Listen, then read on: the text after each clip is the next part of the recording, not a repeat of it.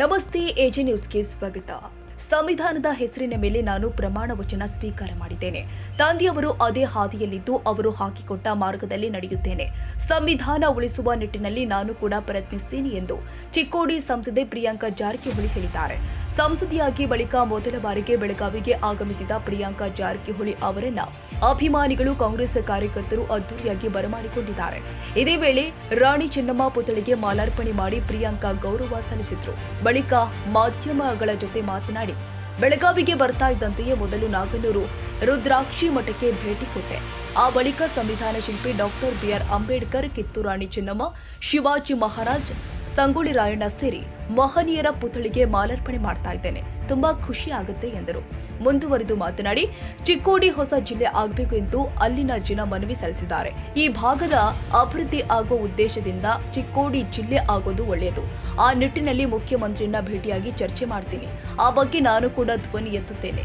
ಈಗ ನಾನು ಕಲಿಯೋದು ಅಷ್ಟೇ ಮಾಡುವಂತೆ ತಂದೆಯವರು ಹೇಳಿದ್ದಾರೆ. ಸಂಸತ್ನಲ್ಲಿ ದೊಡ್ಡ ನಾಯಕರು ಮಾತನಾಡುವುದನ್ನ ಆಲಿಸು, ಅವರು ಯಾವ ವಿಚಾರ ಎತ್ತಿಕೊಳ್ಳುತ್ತಾರೆ ಎಂಬುದನ್ನು ನೋಡಿಕೊಳ್ಳುವಂತೆ ತಿಳಿಸಿದ್ದಾರೆ. ಮುಂದೆ ನಮ್ಮ ವಿಚಾರಗಳನ್ನ ಹೇಗೆ ಮಂಡಿಸಬೇಕು ಎಂಬುದು ಇದರಿಂದ ಕಲಿಯಲು ಅನುಕೂಲ ಆಗತ್ತೆ ಎಂದು ಪ್ರಿಯಾಂಕಾ ತಮ್ಮ ಇಂಗಿತ ವ್ಯಕ್ತಪಡಿಸಿದ್ದಾರೆ. ನಾನು ಈ ಅವಧಿಯಲ್ಲಿ ಒಳ್ಳೆಯ ಕೆಲಸ ಮಾಡಿದ್ರೆ ಜನ ಮೆಚ್ಚಿ ಮುಂದಿನ ಚುನಾವಣೆಯಲ್ಲಿ ಇನ್ನೂ ಹೆಚ್ಚು ಮತಗಳ ಅಂತರದಿಂದ ಗೆಲ್ಲಿಸಬಹುದು. ಬೆಳಗಾವಿ ಮತ್ತು ಬೆಂಗಳೂರಿನಿಂದ ತಮ್ಮನ್ನ ಸೋಲಿಸಲು ಡೈರೆಕ್ಷನ್ ಬಂದಿತ್ತು ಎಂಬ ಸತೀಶ್ ಜಾರಕಿಹೊಳಿ ಹೇಳಿಕೆಗೆ ಆ ರೀತಿ ಏನೂ ಇಲ್ಲ. ಎಲ್ಲರೂ ತಮ್ಮ ಕ್ಷೇತ್ರದಲ್ಲಿ ನನ್ನ ಗೆಲ್ಲಿಸಲು ಪ್ರಯತ್ನಿಸಿದ್ದಾರೆ. ಒಂದು ಒಳ್ಳೆಯ ತಂಡವಾಗಿ ನಾವೆಲ್ಲ ಕೆಲಸ ಮಾಡಿದ್ರಿಂದ 90,000ಕ್ಕೂ ಅಧಿಕ ಮತಗಳ ಅಂತರದಿಂದ ಗೆಲ್ಲಲು ಸಾಧ್ಯವಾಗಿದೆ ಎಂದರು. ಸಂಸದೆಯಾಗಿ ನಾನು ಮೊದಲನೇ ಬಾರಿಗೆ ಬೆಳಗಾವಿಯಲ್ಲಿ ಬಂದಿದ್ದೀನಿ. ಸೊ ಇವತ್ತು ನಮ್ಮ ಪಾರ್ಟಿ ಕಾರ್ಯಕರ್ತರು ಭಾಳ ಸ್ವಾಗತ ಮಾಡ್ಕೊಂಡಿದ್ದಾರೆ. ಎಲ್ಲ ಮಹಾನಾಯಕರ ಪ್ರತಿಮೆಗಳಿಗೆ ಮಾಲಾರ್ಪಣೆ ಮಾಡಿ ಬಂದ್ವಿ.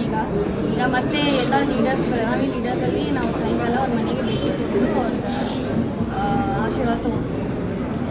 ಮೇಡಮ್, ಈಗ ತಾವು ಸಂಸದರಾಗಿರೋದು, ಈಗ ನೀವು ಕ್ರಾಂತಿ ನೆಲದ ಅಂದರೆ ವೀರರಾಣಿ ಕಿತ್ತೂರು ಚೆನ್ನಮ್ಮ ನೆಲದ ಪ್ರತಿನಿಧಿಯಾಗಿ ಸಂಸದರಾಗಿ ಪ್ರವೇಶ ಮಾಡಿದ್ರ. ಈಗ ಮೊಟ್ಟ ಮೊದಲ ಬಾರಿಗೆ ಯಾವ ವಿಚಾರವನ್ನು ಪ್ರಸ್ತಾಪ ಮಾಡಬೇಕಂತೇಳಿ ಪ್ಲಾನ್ ಮಾಡ್ಕೊಂಡಿದ್ರು? ಈ ಕಡೆ ಅದೇ ರೈತರ ಪರವಾಗಿ ನಾವು ಕೆಲಸ ಮಾಡ್ತೀವಿ. ಈಗಾಗಲೇ ಕ್ಯಾಂಪೇನಲ್ಲಿ ಹೇಳಿದ್ದೆ ನಾನು. ಮತ್ತು ಅವರು ಈಗಾಗಲೇ ಕೆಲವರು ಮನವಿ ಮಾಡಿದ್ದಾರೆ.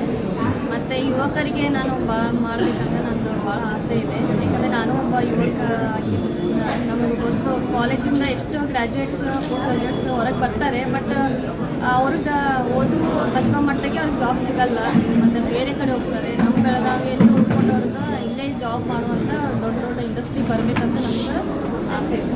ಮೇಡಮ್, ಇವಾಗ ಕೇಂದ್ರ ಸರ್ಕಾರ ಬಜೆಟ್ ಅನ್ನು ಮಂಡನೆ ಮಾಡ್ತಾ ಇದೆ. ತಮ್ಮ ಕ್ಷೇತ್ರಕ್ಕಾಗಲಿ ಕರ್ನಾಟಕಕ್ಕಾಗಲಿ ಏನು ನಿರೀಕ್ಷೆ ಇಟ್ಕೊಂಡಿದ್ದೀರಿ ತಾವು? ಎಸ್, ಹೋದ ಸರ್ಕಾರದಲ್ಲಿ ನಮಗೆ ಸಂಬಂಧ ಇತ್ತು. ಈ ಬಾರಿ ಅಟ್ಲೀಸ್ಟ್ ನಮ್ಮ ಕರ್ನಾಟಕಕ್ಕೆ ನಾವು ಹೆಚ್ಚು ತೆರಿಗೆಯನ್ನು ಕಟ್ತೀವಿ ನಾವು, ಬಟ್ ನಮಗೆ ಹೊರಗೆ ಬರೋದು ಕಡಿಮೆ. ಸೊ ಈ ಬಾರಿ ಭಾಳ ನಿರೀಕ್ಷೆ ಇದೆ ನಮಗೆ. ನೋಡೋಣ ಏನು ಪ್ಲ್ಯಾನ್ ಮಾಡಿದ್ದಾರೆ ಫೈನಾನ್ಸ್ ಮಿನಿಸ್ಟರ್. ಚಿಕ್ಕೋಡಿ ಕ್ಷೇತ್ರ ಈ ಮೊದಲನೇ ಬಾರಿಗೆ ಒಂದು ಹಿಂದುಳಿದ ಇದಕ್ಕೆ ಬಂದಿದೆ. ಮೊದಲು ಬಿ ಶಂಕರಾನಂದ ಅದನ್ನು ಪ್ರತಿನಿಧಿಸ್ತಾ ಇದ್ರು. ಇವಾಗ ನೀವು ಯಾವ ರೀತಿ ನೋಡ್ತಾ ಇದ್ದೀರಿ? ಅಂತ ದೊಡ್ಡ ಮಹಾನ್ ವ್ಯಕ್ತಿಗಳು ಆ ಕ್ಷೇತ್ರವನ್ನು ಪ್ರತಿನಿಧಿಸಿದ್ದಾರೆ. ತಮಗೆ ಯಾವ ರೀತಿ ತಮ್ಮ ಐಡಿಯಾಲಜಿಯನ್ನು ತೊಗೊಂಡು ಹೋಗ್ತಾ ಇದ್ದಾರೆ ಮೇಡಮ್ ಆ ಕ್ಷೇತ್ರದಲ್ಲಿ? ನಮಗೆ ಜವಾಬ್ದಾರಿ ಭಾಳ ಹೆಚ್ಚಿದೆ. ನಾನು ಪಾರ್ಲಿಮೆಂಟಲ್ಲಿ ಪ್ರಮಾಣ ವಚನ ಹೋದಾಗ ಒಬ್ಬರು ವೆಸ್ಟ್ ಬೆಂಗಾಲ್ MP ಅವರು ಅವ್ರಿಗೆ ಯಾವ ಕ್ಷೇತ್ರ ಅಂತ ಕೇಳಿದ್ರು. ಆ ಚಿಕ್ಕೋಡಿ ಅಂತಂದು ಅವ್ರ ನೆನಪಿದೆ. ಬಿ ಶಂಕರಾನಂದ ಅಂತ ಅವರೇ ಖುದ್ದಾಗೆ ಹೇಳಿದ್ರು. ಸೊ ಅಷ್ಟು ಮಹತ್ವ ಇರೋದ ಕ್ಷೇತ್ರ ಇದೆ. ಸೊ ನನಗೆ ಜವಾಬ್ದಾರಿ ಜಾಸ್ತಿ ಇದೆ. ಸೊ ಖಂಡಿತವಾಗಿ ಯಾವುದೋ ಪ್ರಿಯಾರಿಟಿ ವೈಸ್ ನಾವು ಯಾವ ಹೆಚ್ಚಿನ ಮ್ಯಾಟರ್ನ ಮೇಡಮ್, ಈಗ ಭಾಳಷ್ಟು ಮರಾಠಿ ಚಾನೆಲ್ಗಳು ಇದಾವೆ. ನೀವು ಬೇಕಾದ್ರೆ ಇಂಗ್ಲೀಷ್ನಲ್ಲೇ ನಿಮ್ಗೆ ಯಾವ್ದು ಕನ್ವಿನ್ಸ್ ಆಗ್ತದೆ, ಅದು ಹಿಂದಿ ಅಥವಾ ಇಂಗ್ಲೀಷ್, ನಿಮ್ದೇನು ಎಕ್ಸ್ಪ್ರೆಷನ್ ಇದೆ ಹೇಳ್ಬಿಡಿ. पहली बार हम बेलगावी जिले में एक संसद बनकर आए हैं. तो हमारे सभी पार्टी कार्यकर्ताओं ने हमको बहुत ही धूमधाम से हम लोग का वेलकम किया है. तो उनको मैं बहुत बहुत आभारी हूँ. और सभी महानायक के सभी मूर्तियों को हमने मालार्पण किया है. तो और भी बड़े बड़े लोगों MLA से उनके घर को हम मिलेंगे और उनका आशीर्वाद देंगे. तो आज का हमारा ये प्लान है. ಈಗ ಪಾರ್ಲಿಮೆಂಟ್ನಲ್ಲಿ ನೀವು ಯಾವ ವಿಚಾರಗಳನ್ನು ಪ್ರಸ್ತಾಪ ಮಾಡಲಿದ್ದೀರ ಸ್ವಲ್ಪ ಇಂಗ್ಲೀಷ್ನಲ್ಲಿ ಹೇಳ್ತೀವಿ. ಪಾರ್ಲಿಮೆಂಟಲ್ಲಿ पार्लियामेंट में ಹಾಂ, ನೀವು ಏನೇನು ವಿಚಾರಗಳನ್ನು ಏನೇನು ಈಗ ತಾವು ಪ್ರವೇಶ ಮಾಡಿ ಬಂದಿದ್ರಿ, ಯಾವ ರೀತಿ ಅನುಭವ ಆಯಿತು, ನೀವು ಮುಂದೆ ಯಾವ ರೀತಿ ಮಾಡಬೇಕು? अनुभव तो बड़ा ಒಳ್ಳೆಯದಾಗಿದೆ.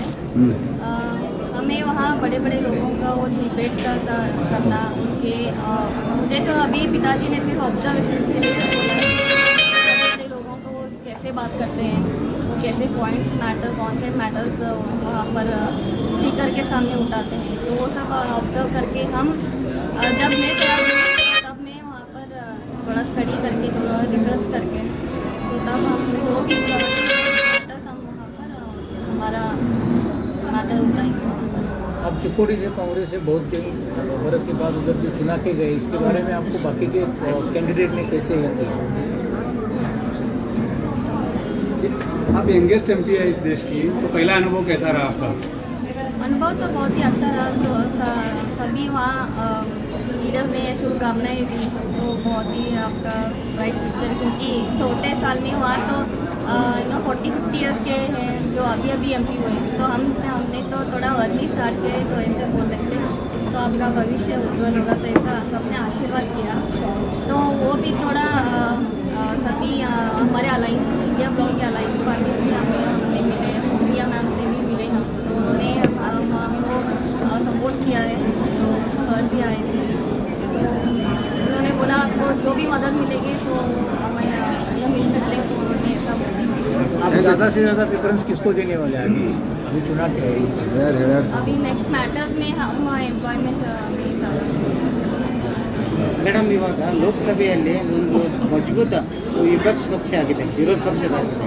ಈಗ ಯಾವ ರೀತಿ ಇದನ್ನು ನೀವು ತಮ್ಮ ಒಂದು ವಿರೋಧ ಪಕ್ಷದ ನೇತೃತ್ವ ಆಗ್ತಾ ಇದ್ದೀರಿ, ಒಂದು ಯುವ ನಾಯಕರಿದ್ದೀರಿ, ಯಾವ ರೀತಿ ನೋಡ್ತಾರೆ ರಾಹುಲ್ ಗಾಂಧಿ ಅವ್ರಿಗೆ ಯಾವ ರೀತಿ ತಮ್ಮ ಬಲ ಕೊಡ್ತಾರೆ? ಮೊನ್ನೆ ತಾನೇ ರಾಹುಲ್ ಗಾಂಧಿ ಅವರು ಒಳ್ಳೆಯ ರೆಸ್ಪಾನ್ಸನ್ನು ಕೊಟ್ಟರು ನಮ್ಮ ವಿರೋಧ ಪಕ್ಷದವ್ರಿಗೆ. ಸೊ ಭಾಳ ಖುಷಿ ಆಗ್ತದೆ, ಇಂಥ ನಾಯಕರ ಜೊತೆ ನಾವು ಕೆಲಸ ಮಾಡ್ತೀವಿ. ಸೊ ಅವ್ರಿಗೆ ನೋಡಿ ಕಲಿಯೋದು ಭಾಳ ಇದೆ ಕಡೆಯಿಂದ. ಅವರಿಗೆ ನಾವು ಭೇಟಿಯಾಗಿದ್ದೀವಿ ಬೆಂಗಳೂರಲ್ಲಿ, ಸೊ ಎಲ್ಲ ನೋಡಿ ಅಬ್ಸರ್ವ್ ಮಾಡಿ. ಲೋಕಸಭಾ ಸ್ಪೀಕರು ವಿರೋಧ ಪಕ್ಷದ ನಾಯಕರುಗಳಿಗೆ ಮಾತಾಡೋಕೆ ಕೊಡ್ತಾ ಇಲ್ಲ, ಇದ್ರ ಬಗ್ಗೆ ತಾವು ಅನುಭವ ಏನಾದರೂ? ಹೌದೌದು, ನಮ್ಮ ನಾಯಕರು ಯಾವಾಗ ಎದ್ದು ನಿಂತ್ಕೊಂಡು ಅವ್ರು ಮಾತಾಡ್ಬೇಕಂತಾರೆ, ಸೊ ಅವ್ರು ಜಾಸ್ತಿ ಅಪಾರ್ಚುನಿಟಿ ಕೊಡಲ್ಲ. ಸೊ ಭಾಳ ಅದು ಬೇಸರ ತಂದಿದೆ. ಸೊ ಖಂಡಿತವಾಗಿ, ಬಟ್ ಆದರೂ ಕೂಡ ನಮ್ಮ ನಾಯಕರು ಒಳ್ಳೆ ತಿರುಗೇಟನ್ನು ಕೊಟ್ಟಿದ್ದಾರೆ. Thank you madam, thank you, all the best. ತಾಜಾ ಸುದ್ದಿಗಾಗಿ ಎಜೆ ನ್ಯೂಸ್ 24x7ಗೆ ಸಬ್ಸ್ಕ್ರೈಬ್ ಮಾಡಿ ಮತ್ತು ಬೆಲ್ ಐಕಾನ್ ಒತ್ತಿ ತಪ್ಪದೇ ಲಿಂಕ್ ಶೇರ್ ಮಾಡಿ.